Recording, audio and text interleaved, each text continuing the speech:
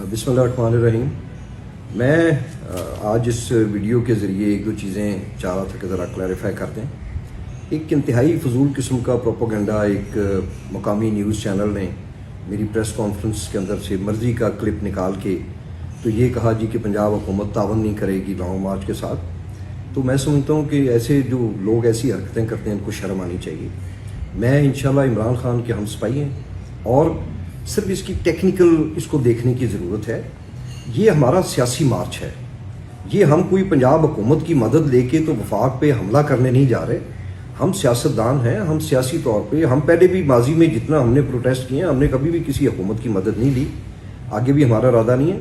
अलबत्ता ये मैं बात क्लैरिफाई कर दूँ कि पंजाब पुलिस पंजाब के अंदर हमारे तमाम जो जुलूस होंगे, जो हमारे लोग होंगे, उनको मुकम्मल सिक्योरिटी प्रोवाइड करेगी और इंशाल्लाह हम कोशिश करेंगे कोई नाखुशगवार वाक़या जो है वो ना हो और आवाम बाहिफाजत मंजिल मकसूद पे पहुंच जाएं। ये इंशाल्लाह पंजाब पुलिस की ड्यूटी है। इसी तरह कि जी एक और कि जी मैंने रिज़ाइन कर दिया। मुश्किल हालात में रिज़ाइन नहीं किया जाता। मुझे खुशी है कि मुझे मेरे लीडर ने एक इंतहाई मुश्किल वक्त में ये एक इंतहाई मुश्किल असाइनमेंट दी, तो मैं इंशाल्लाह पूरी कोशिश कर रहा हूँ और जब तक उनका कॉन्फिडेंस मैं एंजॉय करूँगा मैं ये काम करता रहूँगा।